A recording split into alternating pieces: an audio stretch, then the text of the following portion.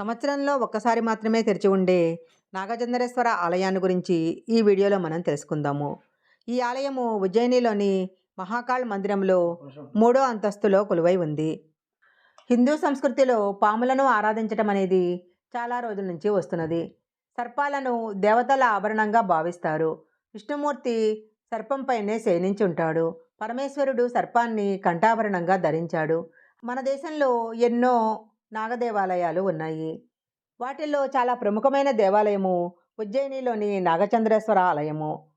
అయితే ఈ దేవాలయము సంవత్సరంలో ఒక్కరోజు మాత్రమే తెరిచి ఉంటుంది. శ్రావణ శుక్ల పంచమి రోజు ఈ ఆలయాన్ని తెరుస్తారు. ఆ ఒక్కరోజు మాత్రమే భక్తులను దర్శనానికి అనుమతిస్తారు.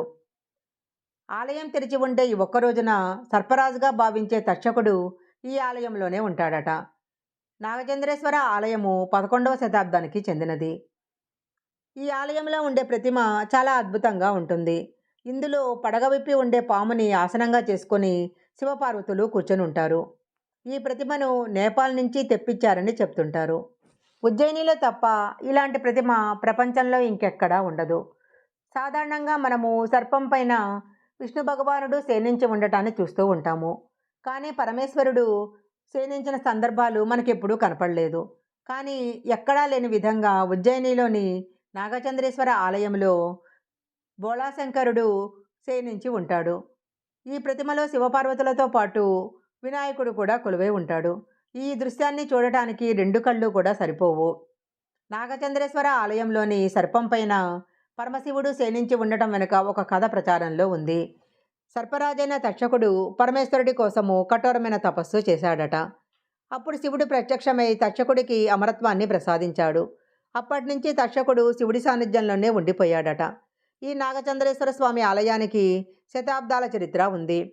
భోజరాజు ఈ మందిరాన్ని 1950వ సంవత్సరంలో నిర్మించాడు.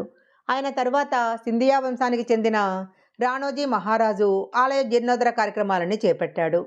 ఈ ఆలయాన్ని కనుక ఒకసారి దర్శించుకుంటే జాతకంలో ఉన్న సర్పదోషాలన్నీ తొలగిపోతాయి.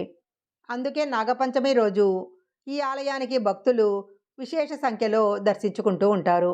నాగచంద్రేశ్వరుడిని దర్శించుకొని వారి యొక్క సర్పదోషాలను పోగొట్టుకుంటారు. ఆ ఒక్కరోజే దాదాపు 2 లక్షల మంది భక్తులు ఈ ఆలయాన్ని దర్శిస్తారు. ఈ వీడియో కనుక మీకు నచ్చినట్లయితే లైక్ చేయండి, షేర్ చేయండి. ఇలాంటి మరిన్ని వీడియోల కోసం మా ఛానల్ సబ్స్క్రైబ్ చేసుకోండి. పక్కనే ఉన్న బెల్ ఐకాన్ని యాక్టివేషన్ చేసుకుంటే మేము పెట్టే వీడియోలన్నీ కూడా మీకు ముందుగానే నోటిఫికేషన్గా వస్తాయి. మరొక మంచి వీడియోతో మళ్ళీ కలుసుకుందాం.